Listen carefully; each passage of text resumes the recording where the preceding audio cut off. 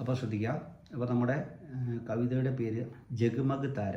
താര എന്ന് പറഞ്ഞാൽ നിങ്ങൾക്കറിയാം, താര എന്ന് പറഞ്ഞാൽ നക്ഷത്രം, ജഗ്മഗ് എന്ന് പറഞ്ഞാൽ മിന്നുന്ന. അപ്പം മിന്നുന്ന നക്ഷത്രം, അതാണ് നമ്മുടെ രാജ്യത്തെ കവി വർണ്ണിച്ചിരിക്കുന്നത്.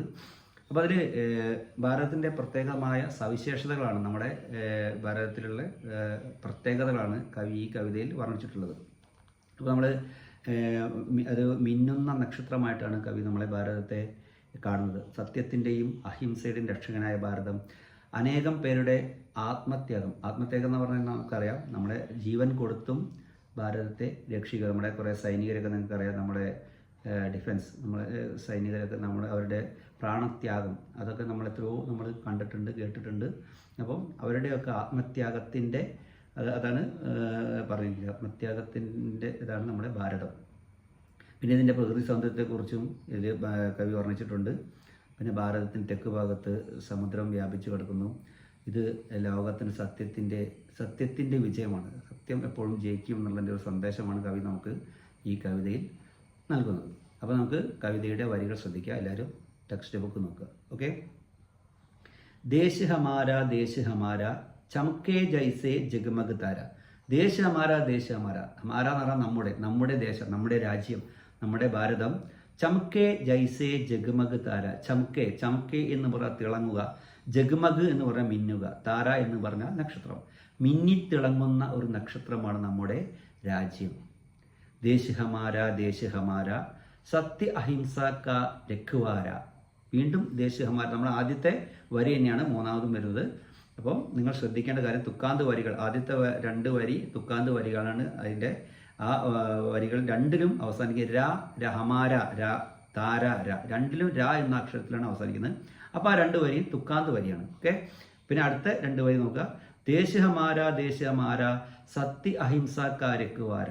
അപ്പം നമ്മുടെ രാജ്യം സത്യത്തെയും അഹിംസയെയും സംരക്ഷിക്കുന്ന രാജ്യമാണ്. നമ്മുടെ രാജ്യം സത്യത്തിനെയും അഹിംസയെയും സംരക്ഷിച്ചു കൊണ്ടിരിക്കുന്നത്. അത് നമ്മൾ സത്യം മാത്രമേ ജയിക്കുള്ളൂ. നമ്മൾ അഹിംസയിലൂടെയാണ് മുന്നോട്ട് പോകുന്നത്. നമ്മുടെ ഗാന്ധിജി പഠിപ്പിച്ചു തന്ന അഹിംസയിലൂടെയാണ് മുന്നോട്ട് പോകുന്നത്. അതൊക്കെ കാണിച്ചു തരുന്ന ഒരു രാജ്യമാണ് നമ്മുടെ ഭാരതം. ദേശ് ഹമാര ബലിദാനോനെ ഉസേ സംവാര. നമ്മുടെ രാജ്യം ബലിദാനോ, ഞാൻ നേരത്തെ പറഞ്ഞു, ആത്മത്യാഗം, പ്രാണത്യാഗം, അതാണ് ബലിദാനം. നമ്മുടെ രാജ്യത്തിന് വേണ്ടി നമ്മൾ ജീവൻ കൊടുക്കുവാനും നമ്മൾ തയ്യാറാണ്. അപ്പം അതാണ് ബലിദാനം എന്നവിടെ അർത്ഥമാക്കുന്നത്. ബലിദാനം എന്ന് പറഞ്ഞാൽ ആത്മത്യാഗം, പ്രാണത്യാഗം. ഞാൻ നേരത്തെ പറഞ്ഞ നമ്മുടെ സൈനികരൊക്കെ നമ്മുടെ രാജ്യത്തിന് വേണ്ടി മരിക്കാൻ വരെ തയ്യാറാണ്. സൈനികർ മാത്രമല്ല, നമ്മളെല്ലാവരും രാജ്യത്തിന് അത്രമേൽ ഇഷ്ടപ്പെടുന്നു എന്നാണ് കവി ഇതിൽ പറഞ്ഞിരിക്കുന്നത്. അപ്പം ബലിദാനങ്ങൾ അതിനെ അലങ്കരിച്ചിട്ടുണ്ട്. നമ്മുടെ രാജ്യത്തെ ഓരോ പൗരനും അവരുടെ ആത്മത്യാഗത്താൽ നമ്മുടെ രാജ്യത്തെ അലങ്കരിച്ചിട്ടുണ്ട്. അപ്പോൾ ഇതാണ് നമ്മുടെ ഒരു ആദ്യത്തെ 6 വരിയിൽ പറഞ്ഞിരിക്കുന്നത്. നമ്മുടെ രാജ്യം തിളങ്ങുന്ന ഒരു നക്ഷത്രത്തെ പോലെയാണ്.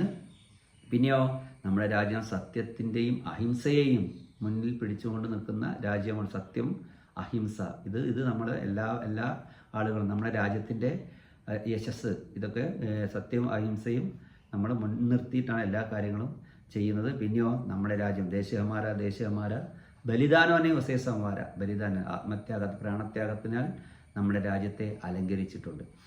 ഓക്കെ. അപ്പോൾ ഇതിൽ ഈ 6 വരിയിൽ നമ്മൾ എല്ലാം ശ്രദ്ധിക്കേണ്ട കാര്യം, ആദ്യത്തെ വരി ദേശ് ഹമാര. ഓക്കെ. പിന്നെ 3ാമത്തെ വരി ദേശ് ഹമാര. പിന്നെ 5ാമത്തെ വരി ദേശ് ഹമാര. അത് തന്നെയാണ് റിപ്പീറ്റ് ചെയ്ത് വരുന്നത്. അപ്പോൾ അത് ശ്രദ്ധിക്കുക. അപ്പോൾ ആദ്യത്തെ ദേശ് ഹമാര ഒറ്റ പ്രാവശ്യം പഠിച്ചാൽ മതി. അപ്പോൾ അതേപോലെ തന്നെയാണ് അതിൻ്റെ അടിയിലും മറ്റേ ബാക്കിയുള്ള കാര്യങ്ങളൊക്കെ നമ്മുടെ രാജ്യത്തിൻ്റെ വർണ്ണനകളാണ്. നമ്മുടെ രാജ്യം ദേശ് ഹമാര എന്ന് പറഞ്ഞാൽ, ദേശ് എന്ന് പറഞ്ഞ രാജ്യം, ഹമാര എന്ന് പറഞ്ഞാൽ നമ്മുടെ രാജ്യം. എന്തൊക്കെ വിശേഷതകളാണ് നമ്മുടെ രാജ്യത്തിനുള്ളത് എന്നാണ് ബാക്കിയുള്ളത് കാണിക്കുന്നത്. അപ്പോൾ ഈ 6 വരിയുള്ള കാര്യങ്ങൾ നിങ്ങൾക്ക് മനസ്സിലായി എന്ന് കരുതുന്നു. അപ്പോൾ ബാക്കിയുള്ള 8 വരി മാഷ് അടുത്ത വീഡിയോയിൽ തരുന്നതാണ്. ഓക്കെ.